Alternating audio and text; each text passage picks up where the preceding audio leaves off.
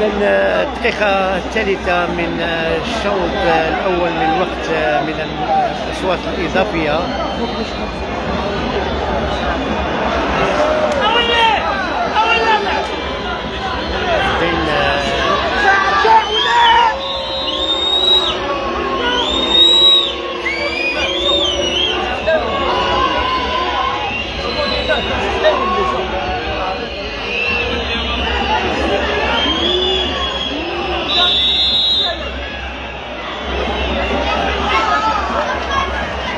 الحكم يعلن عن الشروط. يجب الحيطة والحذر، ويجب عدم إعطاء الفرص شكرا أستاذة نورية اللي كتتابع معنا في كل مناسبة، كنقول لك أهلا وسهلا ومرحبا. تحية ليك وتحية كذلك صديق ديالنا سيدي أسلام رئيس يا نوري. لأن الدقيقة الخامسة من الشوط الأول الأشواط الإضافية بعد ما انتهت المقابلة بالتعادل الإيجابي هدفين في كل شبكة. هذه مقابلة حامية الوطيس بين الخريطة وبين الزعيم. أكيد الأنظار دائما ستبقى متجهة صوب الملعب البلدي، أيقونة الملاعب الوطنية، الملعب البلدي اللي كيبقى دائما مقبرة لكبريات الفرق الإفريقية اللي صراحة يعني النهضة البركانية عودتنا دائما كبيرة مع الكبار،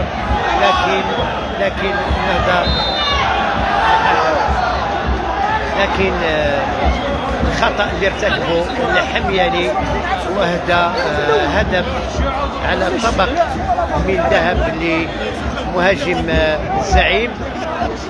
يعني تلقى تشجيعات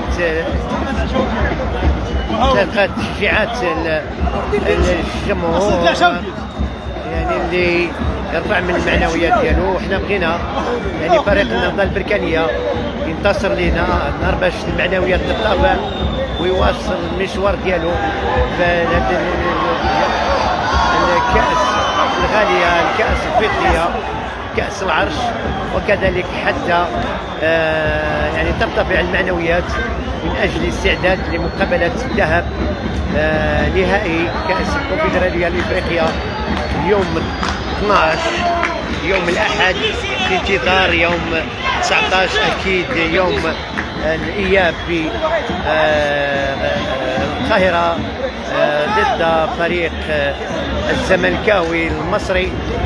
فكل التوفيق لكرة القدم الوطنية وبالتالي النهضة البركانية يعني المرابط يعني نتمنى ان شاء الله.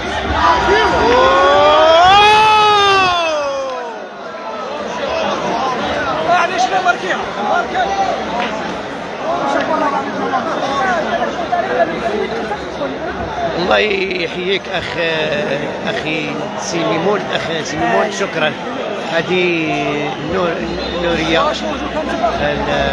السيدة الطيبة صديقة ديال هذه الجارة القديمة بمربوحة. يلا يلا يلا يلا لا لا لا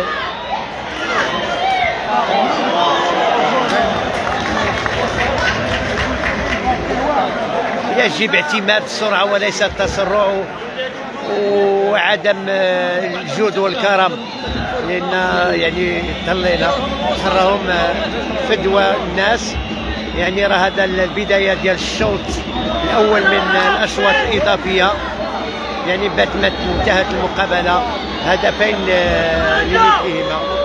يعني أن المقابلة لا تقبل نتيجته القسمة على 2، فالفائز أكيد في هذه المقابلة هو من سيفوز بالكأس الغالية، كأس العرش الفضية اللي نتمنوها تكون من نصيب النهضة البركانية الممثل الوحيد لكرة القدم المغربية.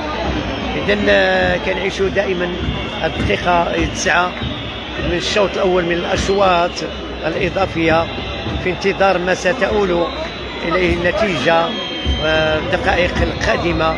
عناصر النهضة البركانية ركنت الدفاع من خطأ لصالح الجيش الملكي، والخطأ كيرتكبه الفحلي الجناح السريع القطار السريع ديال النهضة البركانية.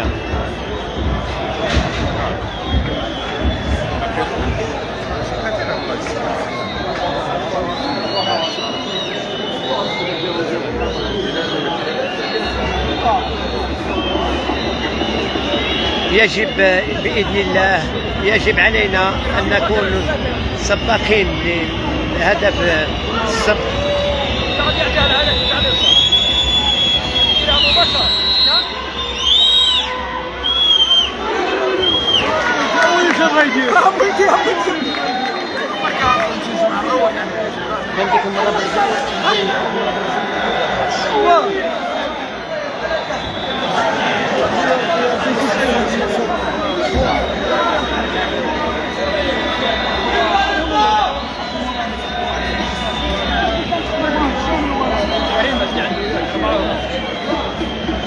يعني كيبقى حريمات هو المحرك دينامو الفريق 34 يعني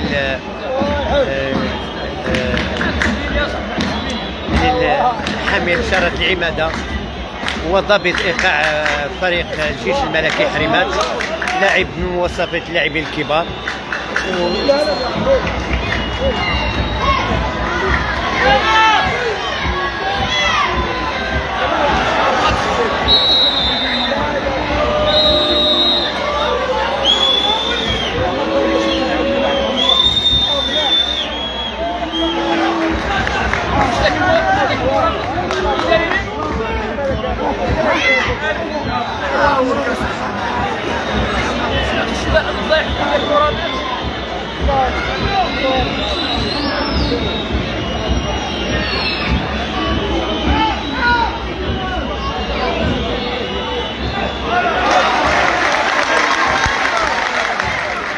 شرط لصالح الجيش الملكي نرجع ان شاء الله نصير بالعبد. يعني العرجون يعني اللي كيبقى هو ضابط ايقاع النهضة البركانية، اكيد غادي يتغير الايقاع ديال النهضة البركانية، خصوصا في هذه اللحظات الاخيره اللي كتبقى يعني صعبه لا على اللاعبين حداتهم ولا على الجمهور اللي كيكون على اعصابه. فالمقابله ماشي سهله، مقابله يعني حاميه الوطيس بين فريقين يعني كيتوفروا على عناصر مجربه، عناصر ما يعني هجوم، يعني كلا الفريقين عندهم عناصر اللي تجيد كرة القدم. فهذا هو اللي خلى المأمورية صعبة على كلا الفريقين، وخلى يعني كنشوفوا الجمهور ديال الجيش اللي يعني السكون خيم عليه، لأن بعد ما كان انتصر والدقائق الأخيرة من اللقاء كيتمكن فريق النهضة البركانية النهضة البركانية من تعدي لك. فهذا اللاعب حريمات خطيرة خطيرة خطيرة خطيرة.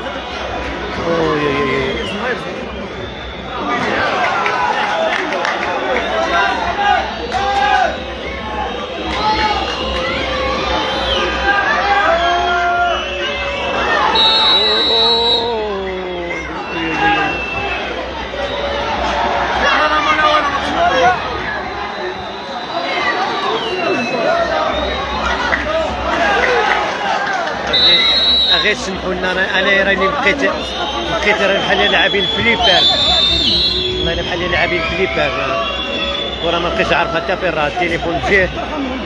واعتذر حريمات لاعب مهري. نتمنى العرجون